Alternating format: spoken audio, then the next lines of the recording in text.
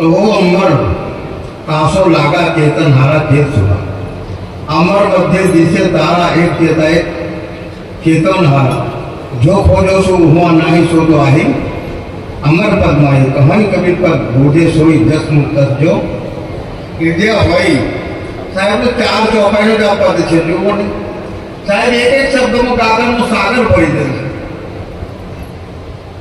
एक शब्द हमने एक एटम बम જેટલી તાકાત છે एटम बम જેટલી नहीं एटम बम तो 10 के 20 25 50 तो 4 किलोमीटर में काम करे पर शब्द हजारों किलोमीटर में काम करे આપણા દેશના મહાપુરુષોને વિચારો વિશ્વમાં પહોંચી ગયા અને વિશ્વના મહાપુરુષોને વિચારો અહીંયા આવી ગયા તો આ ઓછું કામ કરે છે શબ્દ મારા ઘેર ગયા શબ્દ મારા ઘેર પ્રસાય કહે છે શબ્દોને કારણે માણસ ગરીબ પડે છે શબ્દોને કારણે રાજપાટ છોડી દે છે રાજા હોય વૈરાગ્યની વાત સાંભળે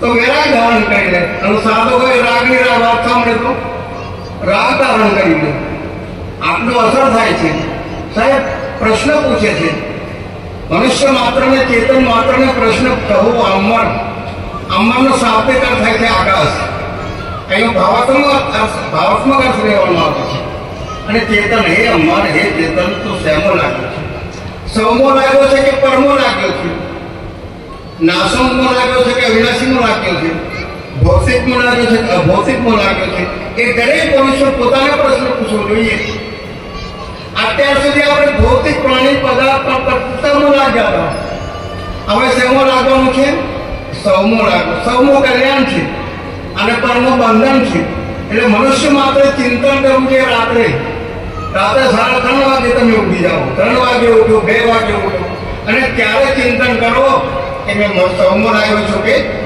અને આપણે ચિંતન જ નથી કરતા ચિંતન બદલે ચિંતા કરીએ છીએ શું કહે છે અરે અમારી દીકરીનો શું આ દીકરાનો દીકરો અમેરિકા ગયો છે કોઈ વિમાન બેન ફરી તોડી જાય ને અમનો સળગે તો આની ચિંતા કરે છે અરે આની ચિંતા કોઈ કરવાની જરૂર નહીં ખાલી ચિંતન બંધ કરો પોતાને પોતાનું બંધન છોડવા માટેનું ચિંતન કરવાનું કંઈ બંધનમાં ફસાવાનું કે બીજા પ્રાણી પદાર્થનું કે સગા સંબંધીનું એનું ચિંતન કરવાનું આ પ્રશ્ન દરેક મનુષ્ય માત્ર પોતાને પૂછવું જોઈએ કહો અમર કાસો લાગે જ્ઞાની માણસ કર્મો લાગે છે અને અજ્ઞાની માણસ કર્મો લાગે છે જે માણસ કલ્યાણ કરવાનું છે પોતાનું એ સૌની અંદર લાગી જાય ચેતન હારા ચેત સૌભાગા સૌભાગા કોને કહે છે કબીર સાહેબ કોઈ ધન મકાન દુકાન પતિ પત્ની વાળી આની પાસે હોય એને સૌભાગ્ય નથી કહેતા પણ જેને સંતોના દર્શન થઈ ગયા સદગુણની પ્રાપ્તિ થઈ ગઈ અને વાસનાની નિવૃત્તિ થઈ ગઈ વૈરાગ્ય થઈ ગયો એને સૌભાગ્યવાન કહે છે અને હાર્યો કોણ સૌભાગ્યવાન કોણ નથી જે સંતોનો જેને સંગ થયો નથી સદગ્રંથો જેને મળ્યા નથી સારા વિચારો જેના દિલમાં જાગ્યા નથી એને કહેવામાં આવે છે દુર્ભાગ્યવાન બીજી ચોપાઈમાં શું કહે છે અમર મધ્ય દિશે તારા એક ચેતા એક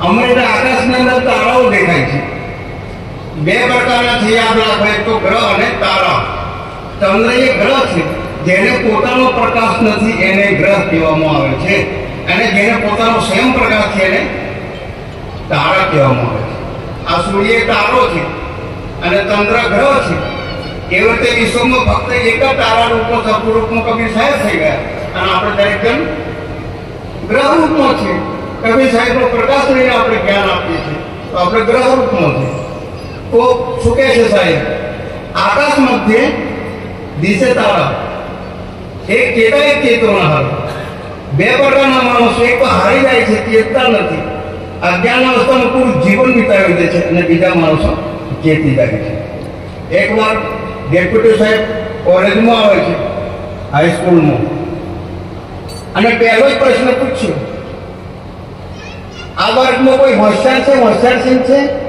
અને હોશિયારસિંહ દબાયેલો હતો મેજની નીચે અને શિક્ષકે દબાવી રાખ્યો તો કઈ અવરું બાપ છે એમ કરી કેમ કે આ એને ટપુ છોકરો હતો અરે તું દબાઈને બેટા અવરું બાપીશ છે કોઈ હોશિયાર અહીં 3 વખત બંપારી ડેપ્યુટી સાહેબ આ હોશિયારથી રહેવાય નહીં, બહાર નીકળે. મેં હોશિયાર છું સાહેબ, હોશિયાર પૂછી નાખો પૂછો બોલ બેટા આકાશમાં તારા કેટલા ઘેટાના વાર જેટલા ફટાકી દઈને ઉત્તર આપી દીધો. તો પૃથ્વીનું મધ્ય બિંદુ કયું? બરાબર કલાસની વચમાં જઈને લાકડી રોકી દીધી. આ પૃથ્વીનું મધ્ય બિંદુ. અહીંથી પૂર્વ પશ્ચિમ ઉત્તર દક્ષિણ થઈ જાય તો પૃથ્વી 25,000 કિલોમીટર થાય. ખોટો હોય તો માપી લો, મપાઈને ખોટો જવાબ પડે ને તો કેટલો સરસ ઉત્તર આપી. ત્રીજો પ્રશ્ન પૂછે છે, બોલ બેટા ગંગા નદી ક્યાંથી નીકળે? કોઈ અરવલ્લી સાતપુડા સાહેબ કહે છે નહીં નીકળે, એ તો બાથરૂમ હોતી નીકળે. એ ગંગારામ બહાર નીકળ. ગંગારામ ઘરની કંડે ભરાય દે. આ સાહેબ ગંગારામ કઈ તમે વિમાન બાજુ છોડો છો? બોલ બેટા મારે એક વિમાન એક કલાકની અંદર એ 25,000 કિલોમીટર કાપે તો પછી મારી ઉંમર કેટલી? આ વિમાન એના ઉંમરને કઈ પૂર્વપૂર્વનો સંબંધ છે? પણ પૂછી જ નાખ્યો આરો પ્રશ્ન. સાહેબ તમારી ઉંમર અત્યારે 44 વર્ષની છે. ખરે કોઈ બીજ ગણિત સોનાગર છે, ગણિત ગણિત નહીં લાગતું સાહેબ. મારો ભાઈ અડધો પાગલ છે, તે આવા તેવા આડા તેવા પ્રશ્નો પૂછે. એની ઉંમર 22, મારા ભાઈને તમે 22 44, તમે પૂરા પાગલ સાહેબ. પૂરા પાગલ બનાવીને છોડ્યા. આ છે અમર મધ્ય આપણા અંતઃકરણનું અસંખ્ય તારાઓ કલ્પના રૂપી તારા છે. 205 સાહેબ કીધું છે.